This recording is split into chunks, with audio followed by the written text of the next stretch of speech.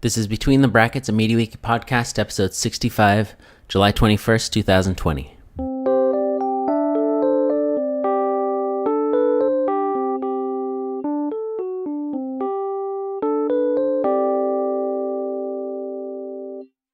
Welcome to Between the Brackets. I'm Yaron Koren, and my guest for this episode is Richard Knipel. I always thought it was Knipel, but it's Knipel. He's also known by his username Pharos. As a volunteer in the Wikimedia world, he's pretty much done it all. He's been a longtime Wikipedia editor and administrator. He co-founded the Wikimedia New York City chapter and served as its president for the first 10 years or so. He's a board member of the Wiki Education Foundation, which I don't think has come up on this podcast before, but it's a pretty neat organization. He's been the Wikipedian-in-residence or Wikimedian-in-residence, whatever it is, at a few different museums, most recently the Metropolitan Museum of Art. And he recently helped to revive the podcast Wikipedia Weekly, which I used to listen a lot to about 10 years ago, and which he's now the co-host of. So I think he's actually the first fellow podcaster who's been on the show. He's also the one originally responsible for those Wiki Loves campaigns like Wiki Loves Art and Wiki Loves Africa, which encourage people to make contributions, usually photos, to Wikimedia sites on one specific theme during a particular period of time, sometimes with prizes at the end. According to Guinness World Records.com, the largest photography competition of all time is still the 2012 installment of Wiki Loves Monuments. There were over 300,000 photos submitted of monuments around the world that year. And that's not even everything. I'm really just listing the highlights. I'd say he's done it all in the Wikimedia world except being a Wikimedia Foundation board member, and I figure that one is just a matter of time. Anyway, we could talk about all of that, and I do want to talk about some of it. But the main reason I wanted to have Richard on this podcast is because of his other latest venture, which is a project called Wikispore, which you can find at wikispore.org, which he wants to turn into Wikimedia's first ever wiki farm. That was a long intro, but anyway, Richard, welcome to the program. Thanks, Yaron. So where are you now? I am in Brooklyn, living out the pandemic in peace and prosperity. That's those are all good to hear. So I want to hear about the first time you saw Wikipedia. I'm curious, what year was it? What did you think of it at the beginning? That kind of thing. Yeah, so I'm here in Brooklyn, New York. You know, I'm a lifelong New Yorker. I first encountered Wikipedia probably in 2004. I think I may have first heard of it on the Brian Lehrer show, a show on local public radio, oh, yeah, I know WNYC. Yeah. And the first article I edited was the East River. I saw a map in a restaurant that had the East River. It said the East River or the Sound River, and I thought that was a really cool name. So I added the Sound River to the East River article, and someone took it down because I didn't have a source. And then I added it again, and I added it, and it was taken down a couple times, and then. Eventually, I was able to find the only source I was able to find, which was like years later, was an actual copy of that map, which is also in the collection of the Library of Congress.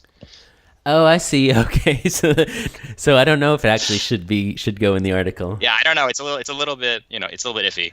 That's interesting. People always talk about how reverting newcomers turns them off, or there's the danger of that. But in your case, your first edit was just. You were just constantly reverted.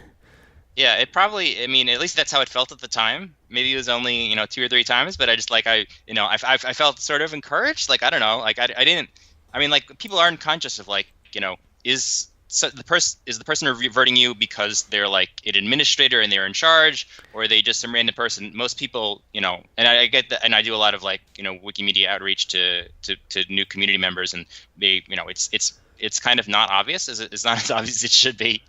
Right. And you can take it one or both ways. I try to I try to encourage people when we do newbie workshops to take other people's edits with a grain of salt, and say they don't have the final word, and we can help guide you forward. Yeah. Right. Yeah. When you first come, it always seems like it's you against the monolith. Yeah. Kind of thing. So I'm curious what you thought of Wikipedia, if you remember, not necessarily the very first time you used it, but just in general, what you thought of it early on. I mean, did you see the promise of it right at the beginning? Did you think, man, this is something I could Yeah, devote my life to. I thought it was pretty great when I first heard of it. Just because it was, I don't know, I guess, an outlet for intellectual curiosity. That perhaps cannot be totally expended elsewhere. It was nice to be able to just, say, hey, I know about this topic, or I can learn about this topic, and I can share about it in a way that's public. That is part of a community. For example, people have. There's all sorts of like very specialized projects that people used to make things like GeoCities or some specialized websites, and Right. the universality of Wikipedia was very appealing. I guess when I was young, I was I wanted to be in like a scientist or something. I never had like the skills for that. Well. But having the ability to to increase the store of knowledge in the world was always a very appealing idea to me. Yeah. So if I could not, make my own knowledge, I could at least help summarize and make public other people's knowledge. Yeah. Were you also interested in journalism of any kind? That kind of approach to increasing knowledge. I mean, I always, I wasn't like interested in like being a journalist. I mean, I read a lot of like the Times or whatever other stuff. But I mean, I guess I was attracted to the idea of encyclopedias. I did have encyclopedias as a kid, and I had several different encyclopedias. And Yeah. I was the type of person who read those. That's interesting. That seems to be a little bit of a common theme of people who've been on this show. Actually, is that they? Yeah, I had a 1948 Britannica. I think it was mixed in 1948 and 1943 Britannica, and a 1965 World Book. Ah. And I like the World Book because it was from 1965, and they had all this great space stuff, which never happened. But it was like, this is where we're going to the moon, and then we're going to Mars, and then Saturn, and they had these great pictures in it. Right. Right. And so I mean, I had these rather out-of-date encyclopedias that were, were a little inspiring. Oh, that's really funny. Yeah. Right. Right. The space age. Yeah, I'm considerably younger than the age of those encyclopedias would suggest. So I'm born in the 80s. Yeah. Okay. Just for context. Right. Well, I guess it wasn't obvious even at the time you were reading it that those things were decades I don't know. or centuries away. But. Yeah, and you can see how things are out of date, and obviously Britannica and other encyclopedias have a lot of issues, and because they're very out of date, and we had a lot of those. They were particularly highlighted in the first few years of Wikipedia when we had all these 1911 Britannic articles, and all the British imperialist notions were put it right straight into Wikipedia, and people had to hopefully update them, and hopefully, I don't think the actual Britannic language is hopefully long gone by now, but it's sort of an interesting interplay over time of how knowledge evolves, and obviously when the strengths of Wikipedia and similar projects is that it's quick and it can be updated, and you can have an encyclopedia article on something that you might in the past only think of to have a news story on. Yeah. Well, I wanted to ask actually about that aspect of Wikipedia. There are obviously a number of ways at this point that it beats any encyclopedia like Britannica. It's interesting to me because you also, one thing I didn't mention in your bio is you were a member of Students for Free Culture. I don't know if in high school or college. Yeah, in college. Yeah, so that's that's one thing that doesn't get that much attention as far as the differences between Wikipedia and other encyclopedias is the fact that it's free in the sense of it can be openly distributed and so forth. How important was that to you at the time or later on? It was pretty important. So I say one of the predilections in my life, in addition to being an encyclopedia fan, I was never particularly a fan of copyright or intellectual property. Yeah. So I mean, how Disney has renewed the copyrights on Steamboat Willie so often. So when we started the New York chapter, I knew a handful of Wikipedians in the New York area, mostly because I was active in writing articles about New York history. that was one of the first passions I had, and was writing about New York history. And there were only so many Wikipedians in New York. I was in college at the time, and I wanted to work with a larger group, and I was in CUNY, but I saw there were students free culture groups at NYU and Columbia, and they had open meetings, and I joined both of them. Okay. You were doubly a member. Yeah, I wasn't a formal member, but I went to their meetings. They had pizza, whatever. Yeah. And that was where we first had the first Wikipedia photography contests. So the first ones we had were was actually with Columbia, the Columbia group. The idea was, new contributors wouldn't necessarily feel comfortable writing a whole article at first, but they would be comfortable taking photographs, and particularly architectural photographs or photographs of their city. And so we had Wikipedia Takes Manhattan was the first photo contest. Oh, okay. And the idea is, obviously they licensed it with CC BY licenses. We had a lot of different variations of that over the years. We actually had a couple of years. We had Columbia and NYU both having their own events, like hubs, and then we did it later with Open House New York. And then I was very pleasantly surprised when others started replicating the idea. So I think one of the great things about the Wikimedia world and the Wiki world is that people borrow each other's ideas, and that's cool. That's not an evil thing, right? Which goes with my sort of anti-intellectual property thing. So I remember someone made so after we made Wikipedia Takes Manhattan, someone made Wikipedia Takes Nashville. Yeah. And, Okay. it had a little picture of the Wikipedia globe and a guitar, and they were meeting at the Parthenon. With apparently Nashville has an entire copy of the Parthenon in Athens. Okay. There, which I thought was amazing, and I was so happy about it. There were only 3 people involved. It was rather smaller than our event, but the person who organized it, user Kaldari, actually later works for the Wikimedia Foundation now, and a lot of good stuff has come out of that.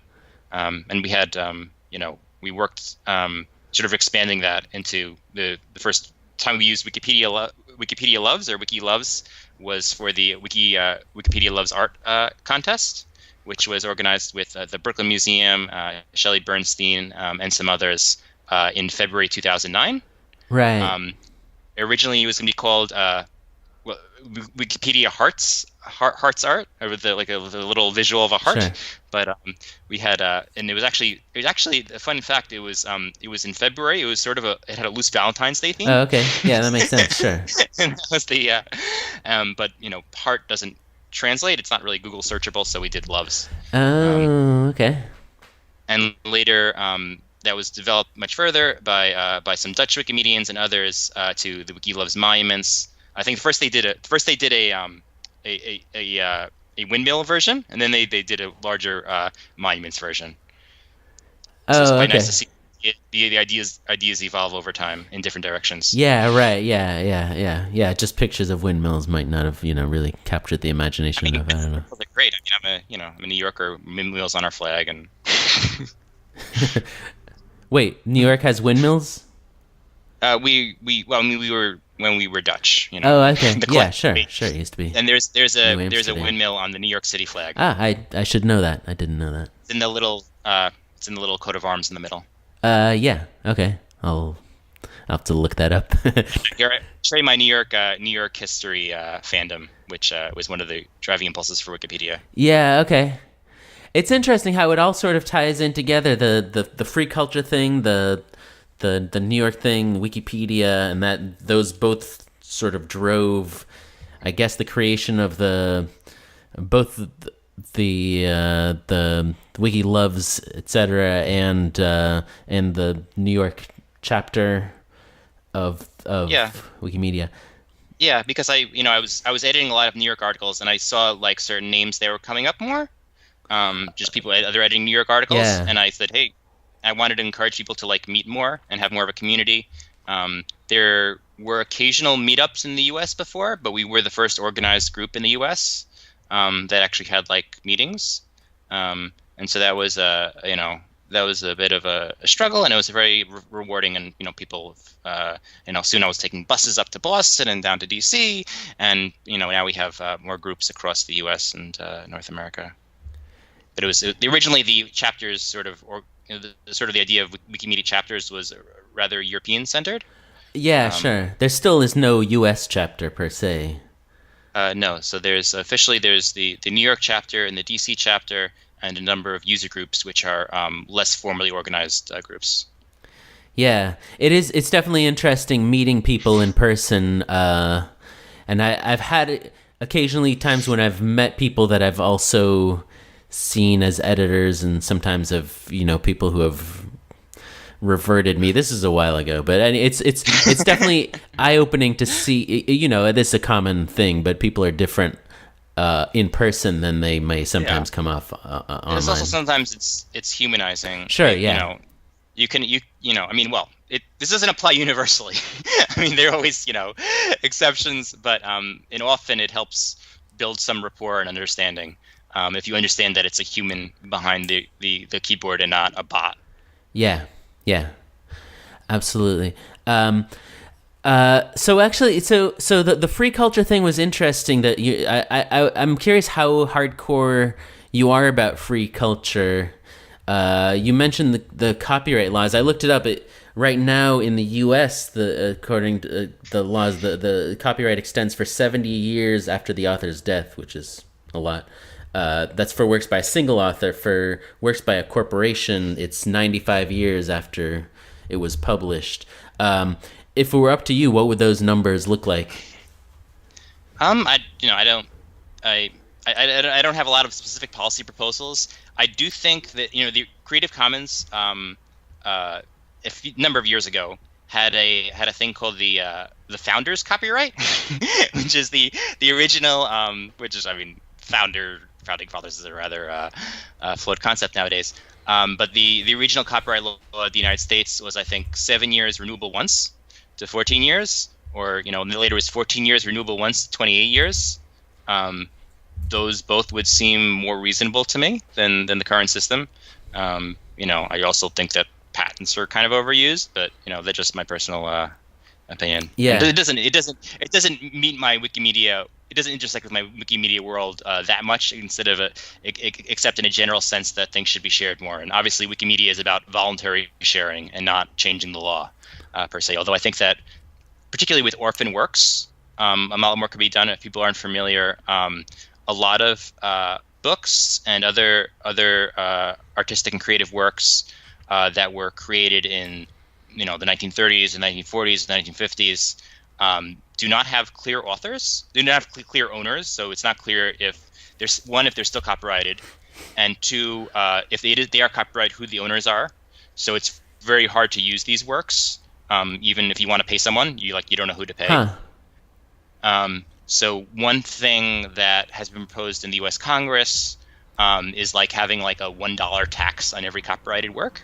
So at least you know who the owner is, and if no one asserts it, then maybe it becomes domain. That's interesting. Yeah, there's a pile of money somewhere, and if nobody claims it, then yeah, I'm not to be owner. It's just so that there's some clear lines, and because and as people working on projects like Wikipedia, we have a lot more use for 1930s newspapers than most people would. Right. What's an example of an orphan work, by the way? Do you know of anything? I mean, there are a lot of books. I mean, I think the majority of books in the mid-20th century are orphan works. Oh, really? Okay. Yeah, they have not been published in 70 years, and no one exactly knows who the copyright owner is, and it was probably not renewed, but you don't know for sure, and what where was it? And, yeah. I think the majority of published works before 1970 might be orphan works. I could be wrong on that. Yeah, okay. I thought it would be fun to do a little trivia round to see how much you know about free culture. I had to look these up, so okay. If that's all right with you, I guess it is. Sure. So I'm gonna list some fictional characters. You just tell me if you think they're in the public domain or not. Okay. I won't say Mickey Mouse because I think that one you mentioned already. Superman. Superman is not in the public domain. All right, that's right. But there are depictions of Superman that are in the public domain. So the Max Fleischer cartoons from the 40s are in the public domain. Oh, okay. But they probably can't be used branded with Superman. I had occurred to me in the past when I was in my more free culture creative mode about reusing those cartoons with different audio. Oh, okay, right. Just you be like the voice of just tell a Superman. different story. They're actually, I mean, the stories are kind of terrible, but they're very impressive artistically. The visuals. Yeah. If you've ever heard of those 1940s Superman cartoons. Well, they're considered classics. I'm not sure if I've ever read any of them. Yeah, that's it. Well, that's interesting. That gray area about it. Sherlock Holmes. Sherlock Holmes is public domain. Yeah, that's right. Conan the Barbarian. I think Conan the Barbarian is public domain, but there's some trademark issues involved. That sounds right. Yeah. Hercule Poirot, from the Agatha Christie book. Oh, got it copyrighted. Yeah, that's right. Yeah, it was. They actually, they just, about 10 years ago, they came out with some new Hercule Poirot books just in order to extend the copyright. Mary Poppins. I think copyrighted. I'm not sure about this one. I believe it went into the public domain last year. Oh, that's good. Okay, yeah. So anyone can make their own Mary Poppins Spoonful books. of sugar for us. What? A spoonful of sugar for us. Yes, that's right. All right, all right, you did very well on those. And actually, now I have another trivia question, which I discovered while researching. I think this is really fascinating. There's a Creative Commons licensed song called 34 Ghosts 4 from 2008, which was used as the backing track for the song Old Town Road by Lil Nas X, which was actually the biggest hit of 2019 by far. What musical act created the song 34 Ghosts 4, do you know? I don't know. I didn't even realize that there was a Creative Commons backing there. It shows that my Creative Commons free culture experience is out of date. Yeah. Okay. Yeah. The band is 9 Inch Nails. They're still one of the only acts that have put out Creative Commons music. To be fair, it was released under one of their non-commercial licenses, so it didn't actually apply to. Old Town they didn't get my. Yeah, they didn't put it. It's not on Wikimedia Commons. I don't know it. Right. Oh, you can't take non-commercial, or you can actually, no? I mean, you can't put it on Wikimedia Commons, which is something that I have to explain when we're dealing with like content partners. Like, even though Wikipedia and Wikimedia Foundation is a non-commercial project, we images at least that go on Wikimedia Commons or media files have to be commercial compatible. Yeah. Yeah. Okay, that makes sense. It's a little bit hard concept sometimes to explain, but it's useful, and there's been a lot of like discussion about the sort of meaninglessness of the non-commercial clause, right?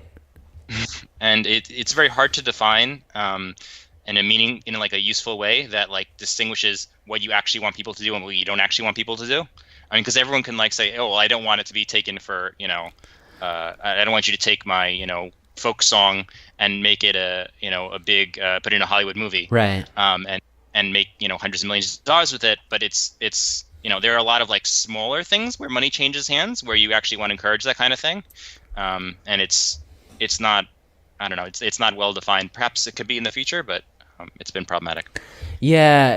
I've coming from the software world. There's always there's been various attempts to try to use Creative Commons non-commercial licenses for software, and people always warn against that because it essentially prohibits everything because it just adds this complication.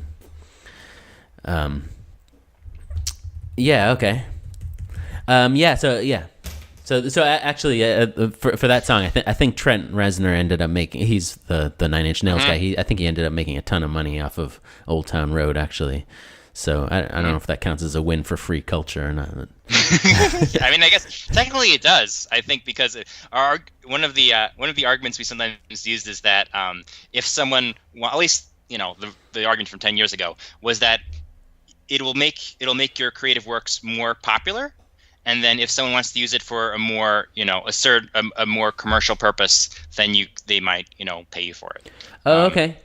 So from a certain perspective, like I know sometimes, I mean, I don't know if this is the best approach, but sometimes commons photographers, say that I'm licensing this under Creative Commons or GFDL. If you want, something, well, it's a little bit like informal, but if you want a more full authorization, write to me. Yeah. Okay. Yeah. Well. Yeah. Yeah. No. Sure. Sure. Makes sense. All right. So this actually gets to the I want to ask about your current stint. I think it's still current as the Wikimedian-in-residence at the Metropolitan Museum of Art. Yeah. I think your biggest achievement there was getting them to upload 350,000 images of their artworks, which is, I'm guessing, is most of their collection, onto Wikipedia. Yeah, well, it's most of the public domain collection because, of course, there's quite a bit of copyrighted works in the collection as well. Oh, that's interesting. Okay. That does tie in. So what, everything from before, well, like from different countries, it's just different amounts, I guess. It's quite complicated because there are different countries involved, and also there's they work to determine which to upload. So I'm not involved with the process of deciding whether a work is public domain or not, or the photographs of it are public domain or not. But that's mostly determined by some art databases, which tie into some art rights societies. So it might, sometimes it's depending on U.S. law, sometimes it's depending on laws of other countries. Sometimes it's a bit dependent on the estate. So if someone's work is mostly copyrighted, then quite all of it is copyrighted. It's a bit complex. Wow. Okay. So I was going to ask what the biggest challenge there, for that mass upload, was, whether it was the convincing them to do it or the technical logistics of it. But it sounds like it might have been figuring out all the copyright issues. Yeah. So it's a there are a few different elements involved. So I mean, I guess I've been doing some other work in other places in some other New York institutions, and I think they like I did a small release from the Guggenheim, which is I was Wikimedian-in-residence before. The interesting thing about the Guggenheim, in contrast to the Metropolitan Museum of Art, is that it has a small collection. It's a small permanent collection, and mostly shows contemporary art, or at least modern art. So it only has I don't know, a couple hundred maybe works that are older and that are on permanent display. The Met, in contrast, most of its works are older and on permanent display. It has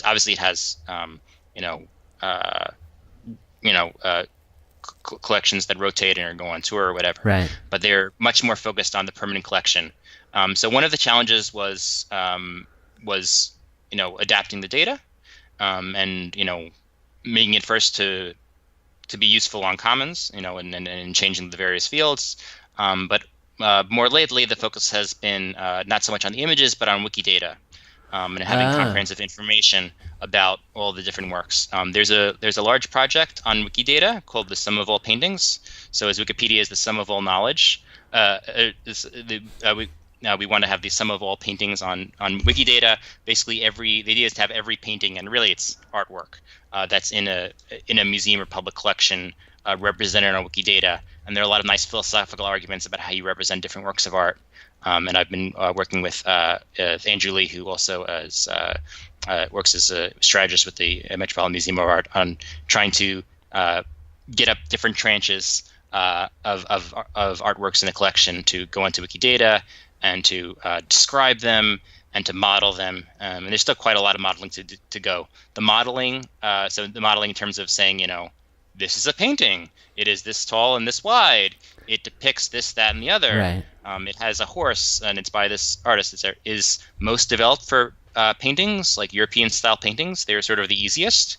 But obviously, we want to represent, a broader diversity of art, and the Met has quite a wide collection. And so we're still trying to figure out the best models for some of these things, because the data modeling is kind of important. And we also have experimented with tools to, for example, I I worked on this thing called the Museum of Babel tool, the MBabel tool, to make a little starter article using information from Wikidata about artworks. Oh, that's really cool. Yeah, that's come up. That kind of thing has come up before on this podcast, not just for art, but in general. Yeah. So actually, the nice thing about it is we originally developed it for the Met Museum for artwork. Yeah. And it's actually been most developed not on English Wikipedia, but on Portuguese Wikipedia, and some other languages as well. A lot of the Brazilian Wikimedians have developed it for artworks and for books and for films, and even they created the big tour de force is they made an MBabel tool that converted election data on Wikidata into an article on local Brazilian state elections. Oh, okay. So they created a whole narrative for that. Wow. So that's nice. It's sort of just trying to to turn the data into narrative, and also to do it in like in a wiki-ish way. So like not to just say, hey, this is pure AI, but to say this is a starting point, this is a draft, and you should fill it out with your human element, because I think Wikimedia is fundamentally human. It's a handmade project. Okay. Yeah. For the moment, anyway. Yeah. For the moment, we'll see. Wait, that's really interesting. How is that spelled? MBabel. MBABEL. Oh, M. B. Yeah. MBabel, like the Tower of Babel. Yeah, or actually, it's like the Library of Babel. So I was inspired by the Borges story. Oh yeah. Yeah, so the Borges story has some poor soul wandering through a library that has every possible book in the world, which is basically lists of random letters. And the idea, at least, in my head, how it works is that the Museum of Babel would have every possible artwork in the world, or every possible object, and there would be a way of representing any possible object that would be. But we wanted to generalize it a bit, so it's not just museum stuff. And obviously the Brazilians have taken it further. I always like it when people take ideas further. I love that the Dutch took the Wiki Loves Monuments idea further, and I love that the Brazilians have taken the Museum Babel idea further. Yeah. So what was your contribution to this MBabel tool?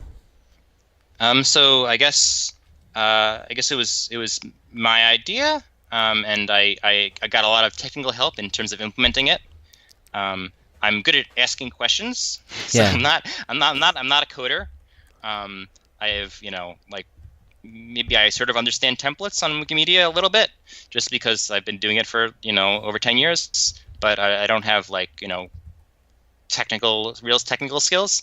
But I got a lot of help from people like Martin Dahmers and Jeremy Barron and some other folks in terms of is this possible? I see. Right. and if it is possible, how do we do it? So that's how I like to think sometimes is it possible, and how do we do it, and try to ask a lot of questions. So when I was working on Wikispore, that also involved a lot of questions about things I did not understand. Yeah, sure. Well, we'll get to Wikispore. Yeah. But this is very interesting. I'll definitely link to this MBabel tool from the podcast page. Somehow I hadn't heard about it. Even conceptually, it's somewhat similar to this big Wiki Lambda abstract Wikipedia thing. Yeah, it's sort of the most basic, dumb possible version you could have of it. Yeah. Which is why I like it. I like technology that's very dumb. I think that's more suited to us in some ways. Well, yeah, I agree. You can't walk before you can crawl, or all that kind of thing. Yeah, and I definitely agree. Well, I would say simple as opposed to dumb, but yeah. Either way. I Yeah. Yeah. Go ahead. No, I think in some you want the brains to be the human. That's what I mean by dumb. The brain should be the human, and it doesn't have to be quite so fancy to do interesting things. I think that the success of Wikipedia and Wikimedia projects is mostly not because of the technology. I mean, the technology is sort of old-fashioned, right, and is not necessarily that innovative. I think people give less credit to the social innovations, which are, I think, at the core of it, rather than whiz-bang technology. That's very interesting. Sure, yeah. The just putting in a button that says edit this page is not that difficult, but And actually, like I remember people said that the primary technical innovation of Wikipedia when it started was creating a talk page. Right. Because they had wikis for a few years, maybe 5 or so years, but no one ever thought. All the discussion was happening on the front side of the page, and just that small social idea of having a separate page where we discuss what's on the front side of the page helped make something like Wikipedia possible. And I hope we can have more innovations like that, or think about more ways to innovate socially, because that's what's interesting to me. Yeah, I agree. I'd have to put talk pages. I think templates also are Wikipedia innovation. I'd put those two right at the top together. They might have come. They both showed up early on. I don't know which came first, but yeah, no, absolutely. It's and templates are conceptually very simple too, but it opens up a whole world of possibilities. Yeah, for MBabel, which languages are supported? Do you know? English, Portuguese, French. I think probably Arabic, maybe a couple of Asian languages. It's different degrees. Right. It's most supported in Portuguese and English. Yeah. Huh. Yeah, this is okay. This is something that could end up on Wiki Lambda, I guess. I don't know. So moving on to Wikispore, I think this is a good time to move on to that. You just mentioned it before. Let's see. Let me make sure I didn't miss anything else. Yeah, okay. So can you explain what Wikispore is, like the high-level explanation? Yeah. So, I guess maybe it helps to think about the history of things. So, I was involved with Wikipedia from relatively early in its history, not from the beginning, but from like 2004-ish. And it was a more freewheeling, open place. There were a lot, fewer things that were set in stone. Right. There was more low-hanging fruit, and it was a bit looser. I've often felt that in some ways the Wikipedia and Wikimedia community has become more conservative over time. Sure.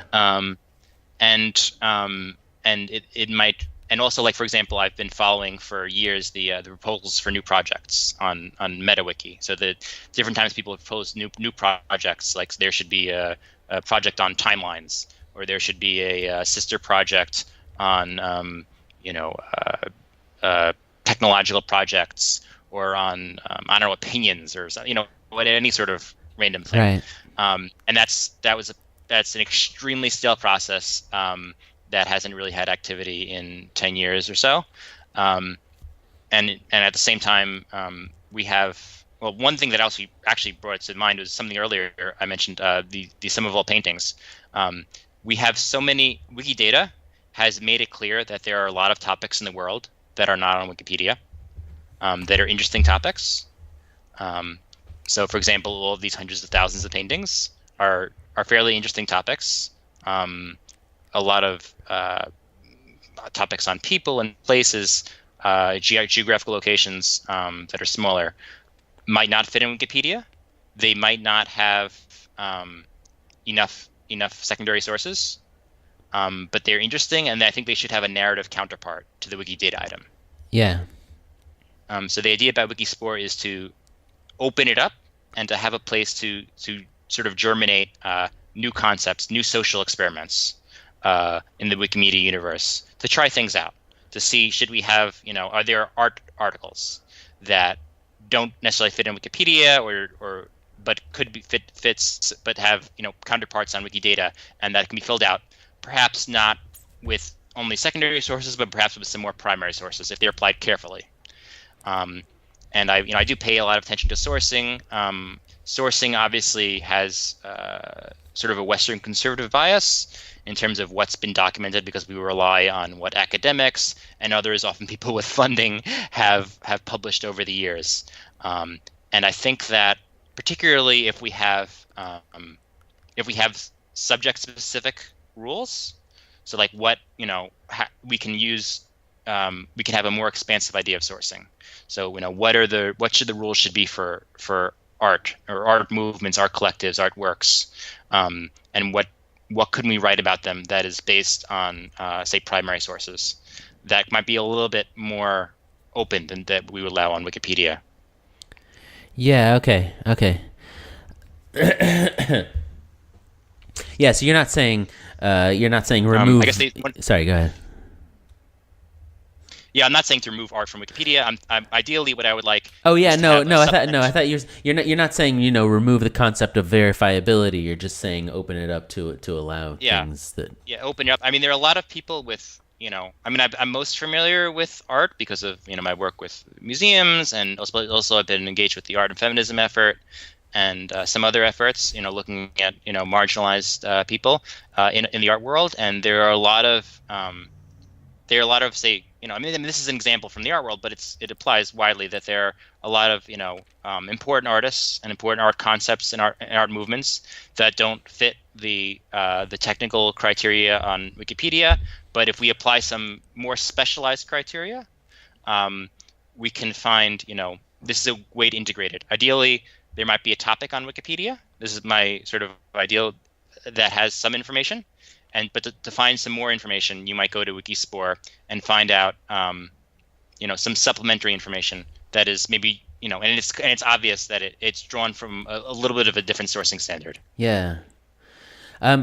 It's interesting that you mentioned Wikidata. Do you feel like the existence of Wikidata and all these entities that don't have any Wikipedia articles or anything else has sort of pointed to the body of knowledge that exists that isn't currently being covered by these existing projects and is I guess a motivation for Wikispore? Yes, I think so, because I've come across there's for example there's a property on Wikidata for on the work list of on the work list. I forget what the property number 5,000 something, and it was a bit of a controversial property, but the idea is that these are items that we want to develop that maybe ideally should have Wikipedia articles, and we want to maybe fill in as much of the information, say if there's a biography on the person as possible beforehand. But I mean, there are all sorts of things that might not necessarily fit on Wikipedia. Obviously, there are all these, books. There are all these scientific articles. You can get a lot from structured data, but you can't get everything.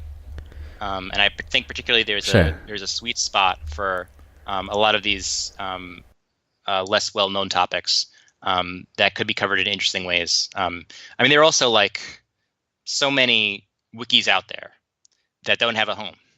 That are someone's passion project, and they're paying out of pocket to host them, and there's no long-term plan for them, and I think that wikis are cheap relatively, and if we say this is the type of wiki that it has a nonprofit purpose, it's providing information, it's not politically partisan. And I think the Wikimedia Foundation could and should provide a home for a lot of these efforts. I think that an information ecosystem is stronger when it's when there are a lot of connections, and I think it's an area that we've historically neglected a bit. Yeah. Well, so let's talk about some of the actual content. I don't know if it's worth listing every spore. I think each wiki. Each type of content is referred to as a spore. I'm not sure about that. Yes, yeah. So each domain area is referred to as a spore. So the idea is that each spore would have a certain have a certain domain of knowledge and would have a certain format and a certain sourcing criteria. And I mean these are mainly ideas. Some are more developed than others. But the idea is that there should be some domain specific subject domain specificity to help deal with issues of the formlessness of just having something that's like a lower barrier Wikipedia, which is not the goal. Right. Yeah. Yeah. So what are some of the current highlights on Wikispore, would you say? Yeah. So we have one Spore for biographies. So the idea is people who perhaps there's primary records about, but not secondary records about in substance.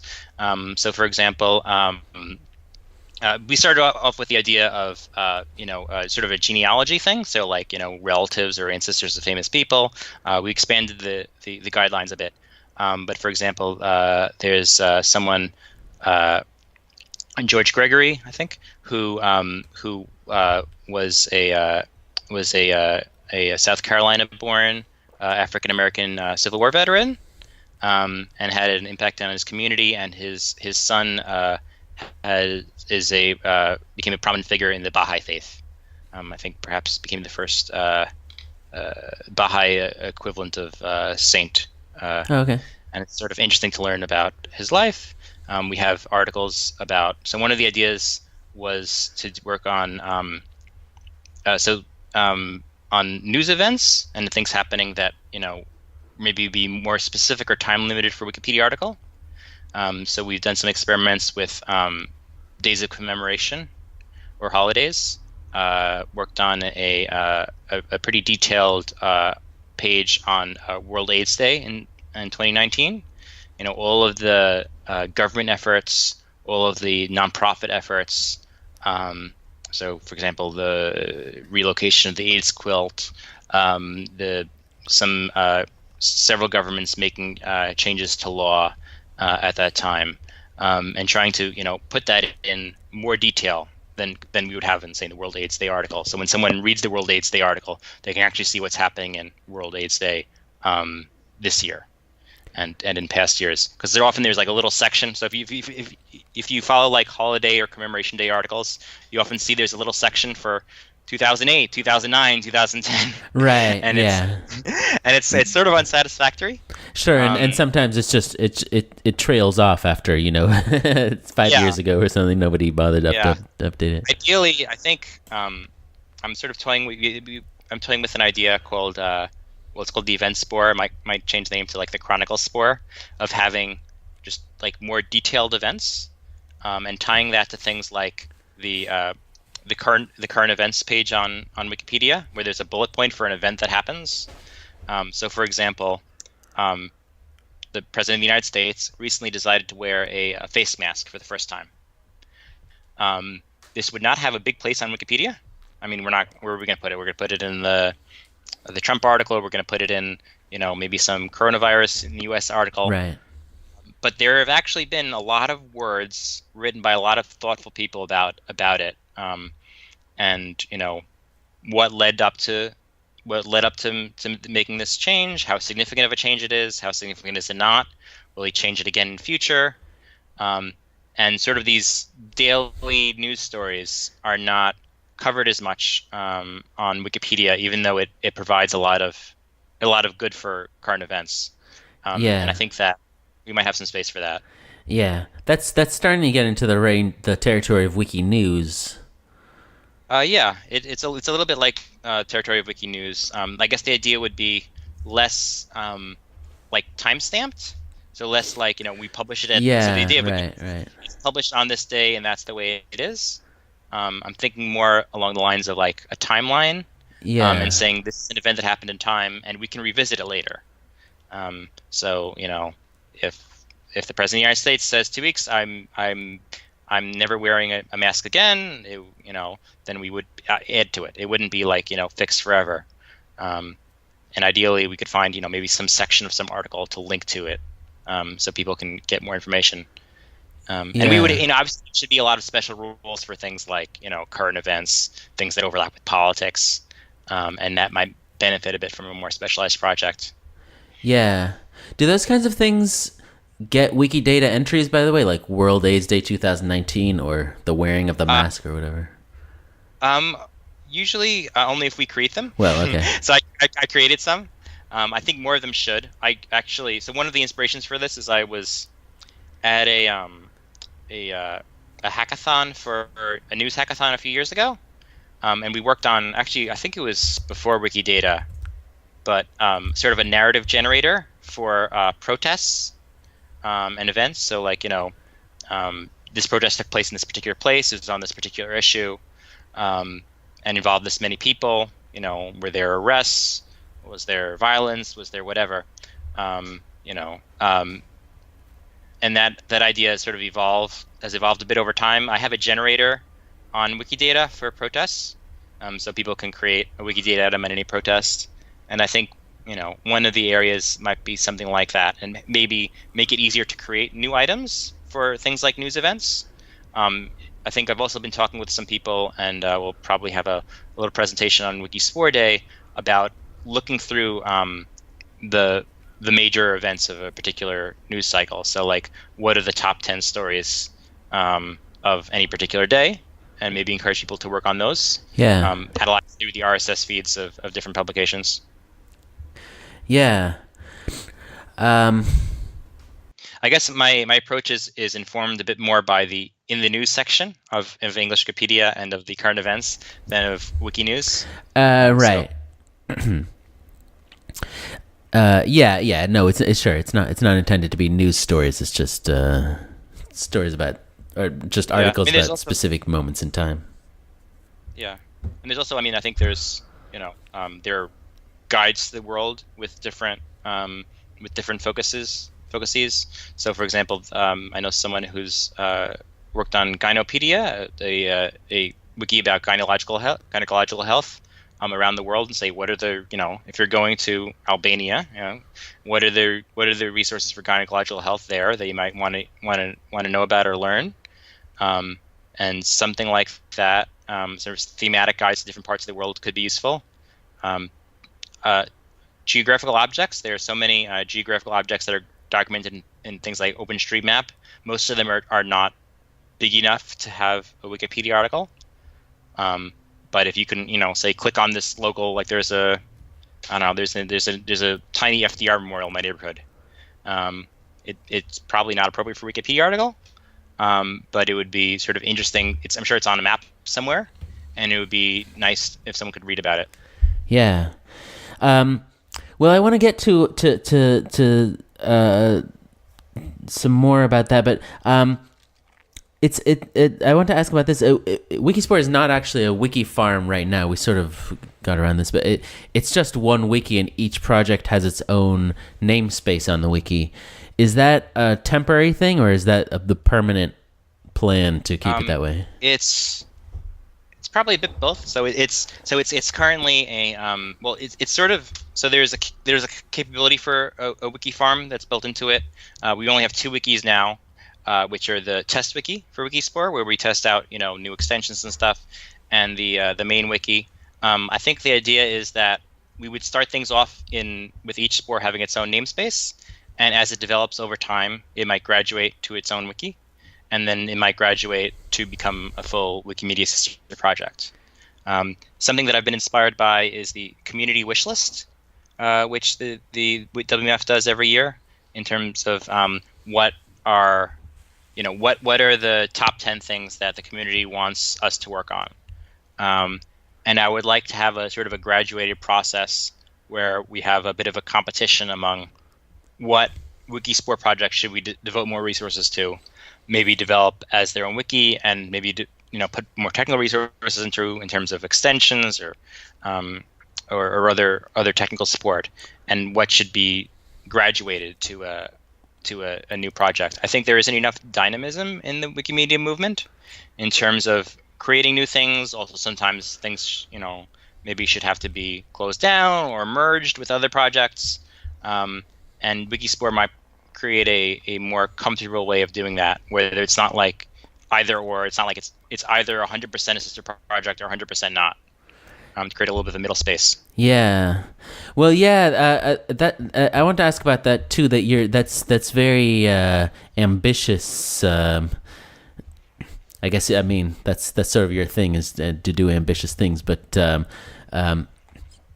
Yeah, I mean, the last new Wikimedia projects were Wikivoyage and Wikidata all the way back in 2012 until about 2 weeks ago, actually, when Wiki Lambda was added, or what's tentatively known as Wiki Lambda. We talked about Wiki Lambda in the episode with Amira Haroni a few months ago, if anybody wants to hear more about that. But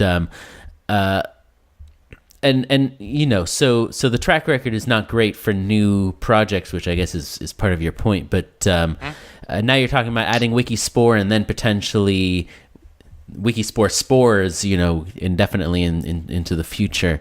How likely do you think that is? Oh, I think it's definitely going to happen. Very good. I think everyone supports it. There's universal acclaim, and I mean the idea about Wikispore is not so much, you know, hey, I have this great idea for a project. It's that I think there should be more projects, and you know, I mean, a lot of us have experienced this over the years. It's kind of sad to see proposals go to meta and die. So the idea about Wikispore is not so much, you know, that hey, you know, we should store information on Wikispore. It's that we should have more projects. And we should have more genres of free knowledge. That free knowledge can apply beyond, you know, an encyclopedia and a dictionary to some other things that have not been fully explored, and perhaps even ideas that have been revisited in the past. Topics that have been considered in the past could be revisited in perhaps a new light. It was an idea to get over sort of the logjam of you know these barriers that have, you know, sort of ossified the movement in some ways. Yeah.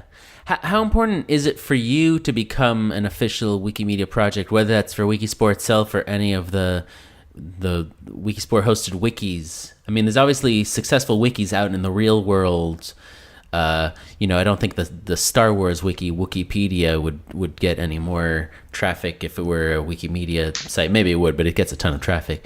And conversely, there are Wikimedia projects that basically no one has heard of. I mean, Wiki News is sort of the obvious one people point to, but there are some that are even more obscure than that, like Wiki Species. Yeah, I think it's important to, you know, to try to build it up as a Wikimedia wide movement, as to say, hey, you know, if you have some idea related to wiki books and you can't quite do it on wiki books, this is a place that you can do it. And I think it helps to structure it as part of a Wikimedia community. There's some strength in a community effort that is not quite there if it's a solo or if it's a small group effort. There's more potential for cross connection and, you know, sharing of technical resources and expertise. I mean, obviously there's a very nice community of Wikimedia developers, so it's nice to be able to talk to them, and they've been very helpful. I asked them when I first had the idea for Wikispore, I asked them a lot of probing questions that exposed my ignorance on many topics, and they were very helpful. And I think it's, you know, I don't know, I see I mean, I know there's some benefit to decentralization, of course, but I think there's also some idea of a very small d-democratic collective enterprise, and having something like Wikispore as part of the Wikimedia movement is a lot of what gives it value, that it's part of this movement with these ideals and this community and these resources, and you know, saying, hey, if you have an idea for something new, this is a place that you can go to, and it's part of our movement, is valuable to me. Yeah, okay, that's fair. Yeah, I mean, there's potentially a room for a middle ground. I mean, already, well, I said Wikispore is at wikispore.org, but that's really just a redirect to wikispore.wmflabs.org. So it's already sort of a Wikimedia project in that they're hosting it on one of their sites. But I'm guessing that's sort of a temporary thing. But yeah, I mean, I've had people from two different wiki farms on this podcast that, in some sense, sort of occupy that middle ground. I mean, there's Fandom, which was Wikia for a long time, which, when it started out, I think, well, when it was called Wiki Cities, it was created by Jimmy Wales and Angela Beasley, who were from the Wikimedian Foundation, and it was sort of quasi the thing you're describing, which is a runoff place for all the information that was too specific for Wikipedia. I don't know if it was ever officially that way, but that was sort of its intention. And then the other interesting one is Myra Hees, which you think is Mira Heze, but it's Myra Hees, which is a non-profit with sort of the same lofty goals as the Wikimedia sites. So there are, I mean, neither one has any real connection to Wikimedia, but there is the potential for that kind of farm that's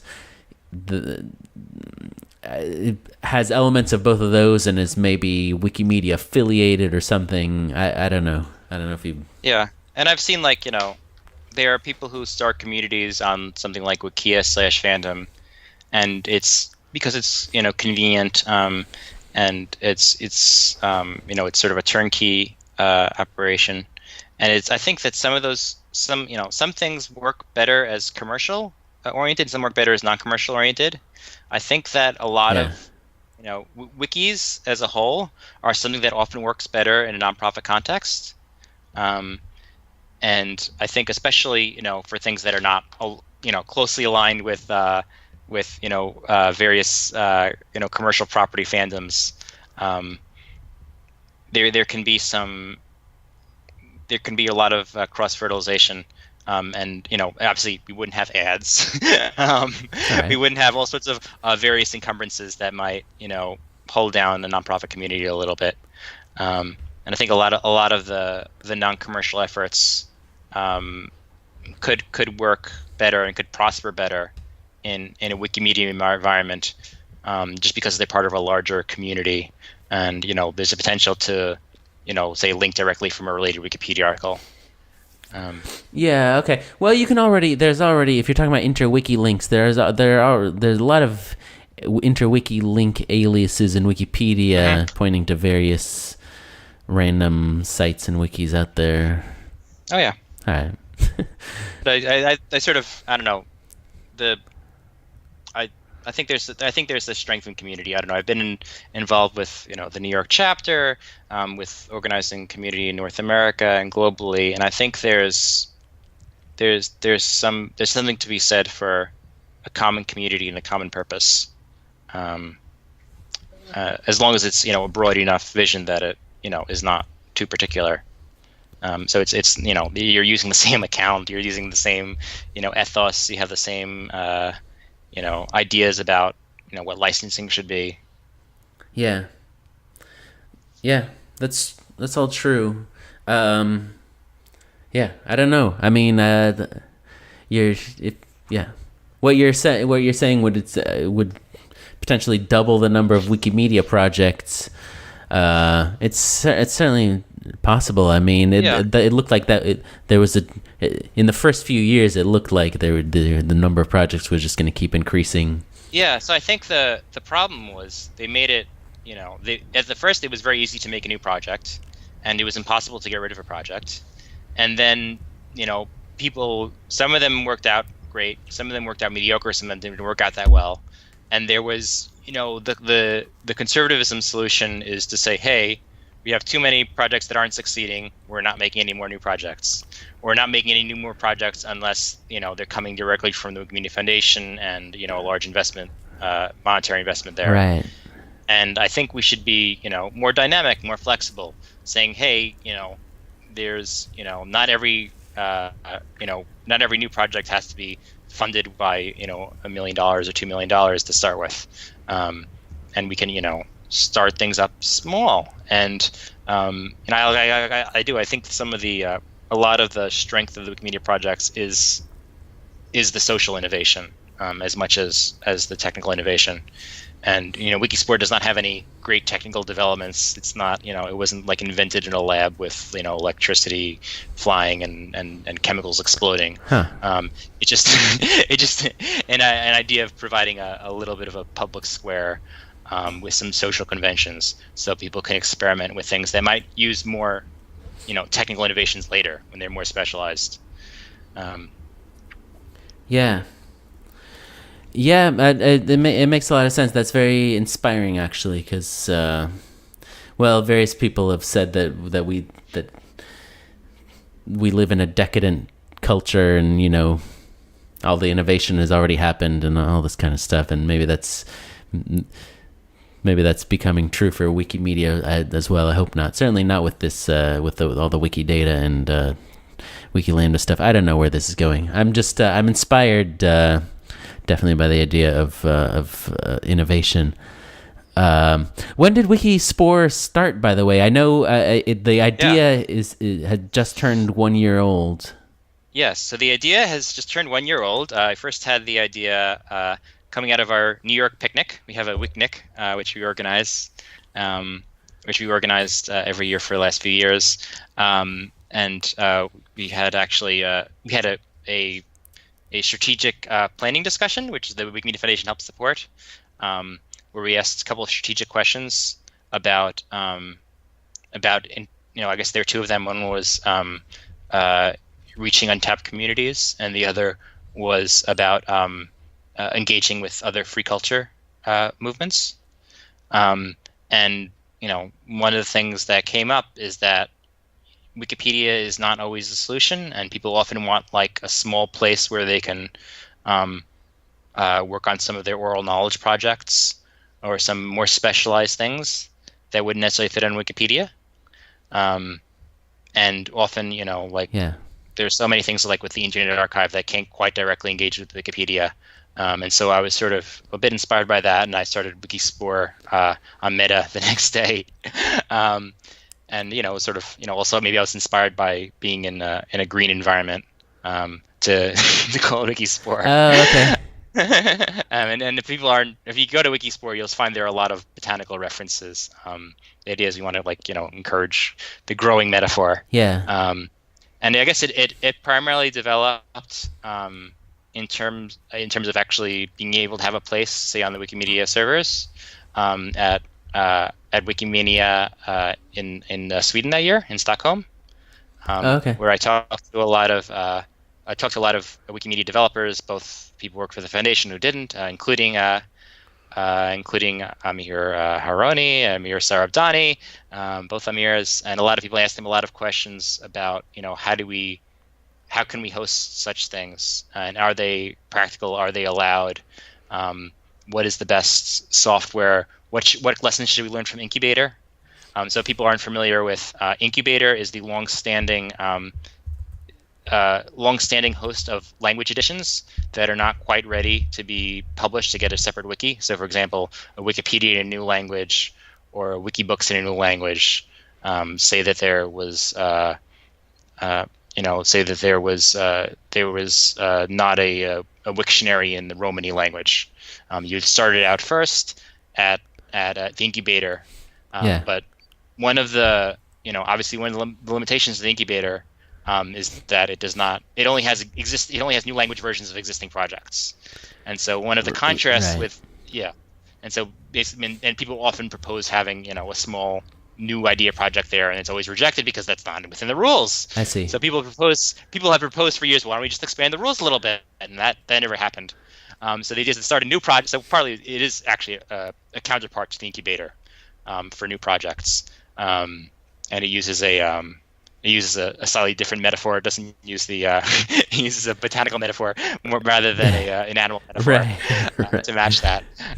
But and then also I learned from Amir, apparently they use a lot of subpages in the Incubator, and that's a bit of a nightmare. So because Amir told me that it was a nightmare. The idea is to use namespaces instead, and we use an extension that makes it easy to make new namespaces. Yeah. Okay. Oh, I never actually looked at the Incubator. I don't know how it works on a technical level. It's actually I've had a lot of it's kind of interesting. So we have a lot of nice things there. Mostly with just languages that are Roman alphabet. Something that I've been involved with the Incubator a number of years ago, and is an interesting experiment that is is developed slowly. Is there is actually some sign language Wikipedias in the Incubator? Right, I heard about that. Yeah. Yeah. So most of the deaf community isn't involved with writing in sign languages per se, but a few are. Yeah. And and a couple of them, and most of the writing systems don't fully capture sign languages. There's a system called sign writing that's designed to be sort of the IPA, the International Phonetic Alphabet of sign languages. Yeah. Okay. And it represents it sort of represents with little icons how hands and faces and other body parts are made for each gesture, and it has some unique technical challenges because it's a two-dimensional writing system. So you can place the hand above the head or below the head. You can indicate different movements of the eyes or the mouth, and it's written vertically. Yeah. So from top to bottom, and so that was not very compatible with Mediawiki, but someone made a remarkable hack that does implement it. Oh, wow. And you can see that they started with American Sign Language, but they've also have, I think, Brazilian Sign Language and Tunisian Sign Language with some examples. And probably in like the real world, most people would consume Wikipedia in sign languages by video.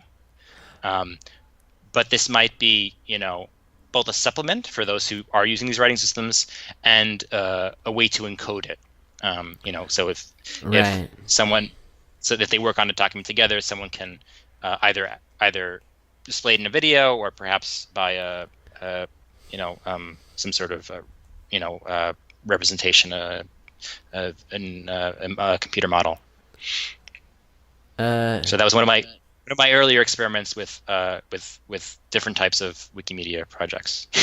I see. Okay. Yeah. That's really interesting. So those have never gotten official approval, I guess. Yeah, they're still in the incubator. Part of the issue is that it's not a very common writing system. I mean, no writing system is common, and it's not also I guess the main technical hurdle is that the writing system is not in sorry, what's the official? Unicode or whatever. Unicode, yeah, it's not Unicode. Yeah, so actually, some version of it is in Unicode. a one-dimensional version of it is in Unicode recently, but the two-dimensional is not. And so it's quite complicated to represent because it's a two-dimensional. Right. System. Right. Yeah. Okay. Bit of a tangent, but.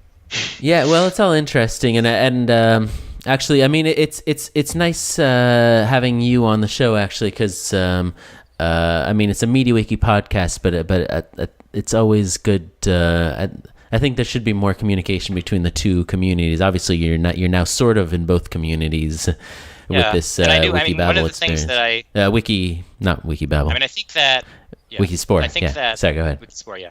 I do think that the Wikimedia Foundation should embrace Mediawiki more.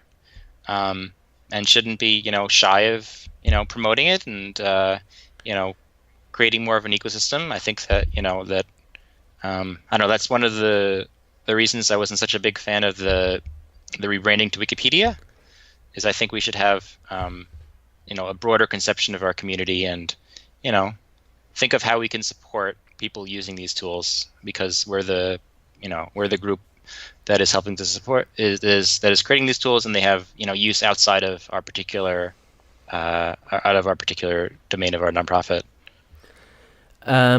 Yeah, sure. Yeah, it would be great. Well, I don't know.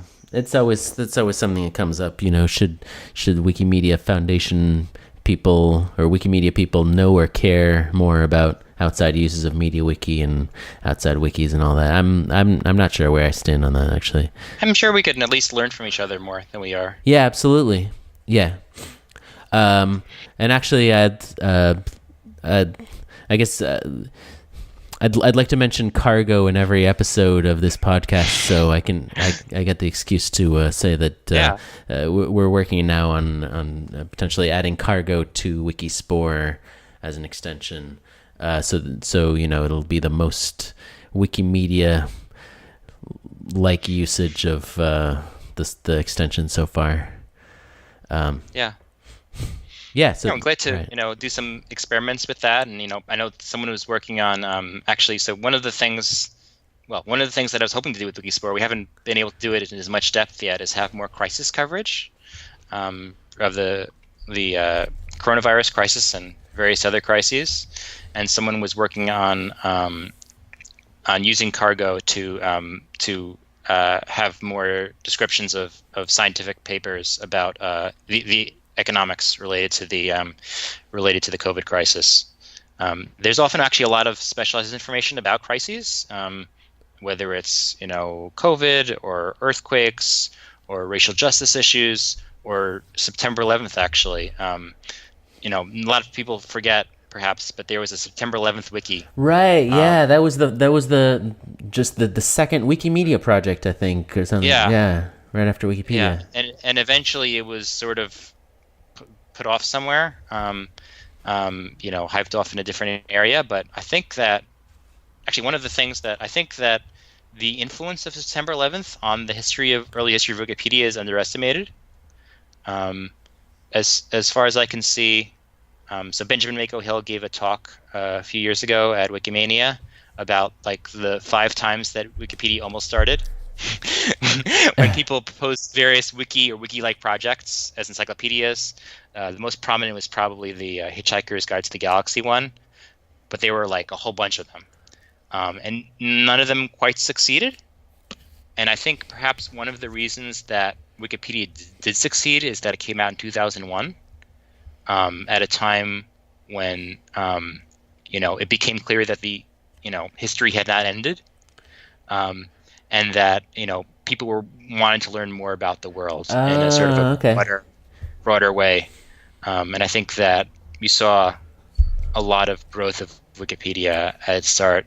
I think partly because of that, and even like years afterward, people covering issues about the Iraq War, and you saw the growth of things like the September 11th wiki, which happened quite organically early on in the process before I was involved. Yeah, sure. That's very interesting. Wow. Huh. Somebody should write a book about that or something. Yeah, I was thinking about it. Oh, really? Okay. But I'm not sure if I'm qualified to, but it was actually part of the motivation also for, so when Andrew Lee and Jan Ainali and I restarted the Wikipedia Weekly podcast in the sort of the YouTube / other video platforms format, was inspired by the coronavirus pandemic, and thinking about how we should respond to it as a community, and how we're going to see a proliferation, and we obviously have seen a proliferation on Wikipedia and Wikimedia projects around the coronavirus pandemic, and now also about a lot of racial justice issues, and how do we compare this moment to 2001 when Wikipedia started, and how do we react to it? How do we build content that's relevant to people while maintaining the neutral point of view? That's interesting. So in a sense, this crisis or series of crises maybe will have its own technical impact, technological impact. Yeah, I'm personally of the view that the pandemic and the lockdown have sort of made everyone insane to one extent or another. So I tend to be suspicious of any decisions that have been made since about April 2020. So it's actually good that Wikispore was originated a year ago. So that's a relief. Yeah, but it's current out of just sort of there's a tension between sort of like the amateur and the professional in the wiki universe, and in the Wikimedia movement and Wikipedia in particular. And I think sometimes we've been overreacting to like trying to stress this must be very professional, and everything must be 100% approved ahead of time, and there has to be like a 6-month study before we do any new project. Right. And some of the generativity and some of the creativity and some of the fun has been left behind. And obviously people can do things that are inappropriate, but I think that we shouldn't become so ossified, and we should do some more experiments, and Wikispore is a way to provide more experiments for our movement, and a way to provide a structured way and a friendly way to provide more experiments for our movement. And I hope very much it's a friendly and structured way. Yeah, that makes sense. It actually that sort of came up in the episode with Trevor Pascal. He was talking about how easy it was for him to create and design the vector skin, with basically no need for approval. Yeah. And things that don't need approval are great. I mean, that's what attracted me to the Wikimedia movement. That there's a way to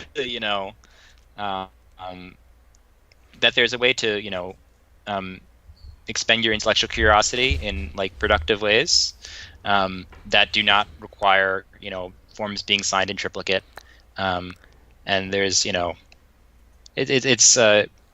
it's nice that we don't lose that energy. It was quite easy to become involved with Wikipedia and Wikimedia 10 years ago or 15 years ago. Right. It's become less easy over time, and some of us old timers have been spoiled, and we forget, how much harder it has become.